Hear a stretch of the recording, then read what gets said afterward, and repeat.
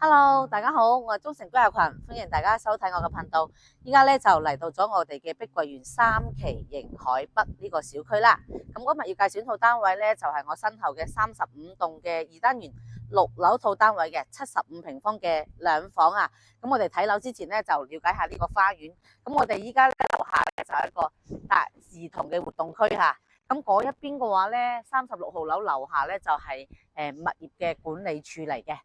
再過嚟呢一邊嘅話咧，就係小區嘅出入口嚟嘅，所以其實呢一棟樓落嚟咧，立七小區都係好方便噶。咁其實迎海北呢個小區嘅話咧，交通都方便噶。迎海北咧呢邊有個車站嘅就迎海北站，咁然後咧就可以上車翻落深圳，或者你從深圳過嚟都可以喺度落車嘅。咁呢架車咧就經過迎海北就去到嗰個維港灣5期咁樣嘅。再過嚟買餸呢方面咧，就係我哋啱32號樓樓下。有個細門出去咧，就係我哋嘅亞博國市場嘅。咁同埋咧，迎海北呢個小區咧，下邊嘅商業都係比較豐富嘅喎。下邊咧，因為有好多商鋪都已經係開晒業噶啦有一啲食肆啦同埋洗頭按摩沐足呢啲咁樣同埋迎海北呢個小區嘅話咧，去我哋嘅3期交通中心啦包括我哋3期嘅菜市場萬田超市咁樣，都係大概行路10分鐘左右嘅所以其實迎海北呢個小區咧，目前即係呢啲咁樣嘅大兩房咯，叫做70零方方方正正嘅總價嚟講咧，性價比係比較高嘅，因為迎海北呢個小區咧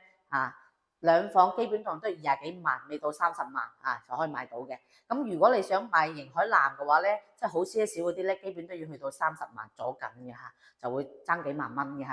咁其實都性價比所以比較高。咁今日要帶呢套單位咧就6樓咁我哋依家咧就上樓睇呢套單位睇睇裏面嘅情況點樣嘅樓上見。Hello， 大家好，咁我已經咧就嚟到咗今日要介紹呢套單位嘅門口啦。咁呢個門口咧都係比較開揚嘅呢個空間感同埋咧門口咧正對住有一個窗，咁咧就比較通風啦。好啦，再睇下室內情況先。入到嚟咧，因為75平方咧就同73平方有區別嘅。呢個地方咧入到嚟呢個位咧比較開揚嘅嗱，入到嚟咧呢個廳咧就明顯闊落啲嘅，因為咧73咧就窄啲呢個廳咁其實75咧就比較好用啲，其實感覺上呢個廳舒適啲好多嗱，入到嚟咧呢個咧就擺咗個餐台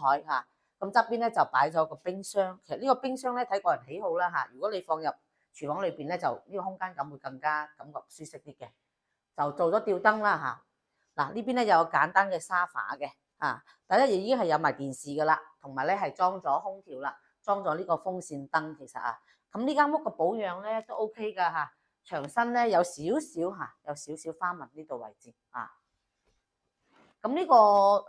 陽台咧就向翻東向嘅，望內園嘅。我哋出去睇呢個陽台咁呢個陽台設計咧就一個弧形咁樣設計嘅呢個陽台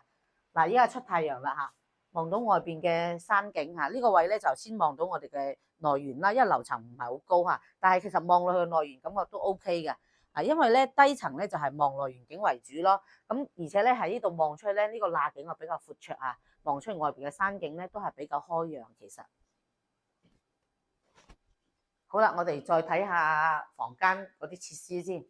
嗱，廳入嚟呢個位咧就係右手邊係房，左手邊咧就係我哋嘅廚房嘅。先睇下呢間房先嗱，呢間房咧就比較大嘅大房嗱，留意翻呢個空間，擺咗個大衣櫃之外咧，呢個位咧仲有好闊嘅，仲有去到成米半闊嘅空間。呢個位就業主擺咗個米半床，裝咗冷氣噶啦，可以留意翻裝咗冷氣同埋裝咗呢個窗簾啦咁呢個方向咧都係同陽台嘅方向一樣嘅，可以望到外邊嘅山景嘅啦，大家可以留意翻都好舒服其實望到外邊嘅山景嗱，冷氣個位嘅話咧，下邊咧就放嗰個主機位嘅呢個位置同陽台一樣嘅方向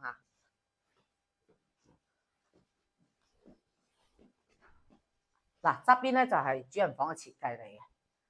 嗱，呢邊係主人房啦。主人房嘅話咧就擺咗一個米半床，擺咗個床頭櫃。咁呢個位其實夠你擺衣櫃位嘅呢個空間嗱，仲有好闊嘅位置，裝咗空調噶啦其實呢間屋嘅話咧，基本上都可以拎返入住咁滯。同埋咧，重點係落地玻璃窗所以其實令到呢個房咧光線係非常之好嘅一日太陽影過嚟啦。同埋咧呢隻戶型嘅話咧就做到乾濕分離咯啊，比較實用個戶型。嗱，乾濕分離再留意翻呢個洗手間嘅狀況啊，都 OK 噶嚇，都保養得比較新淨。睇下廚房先。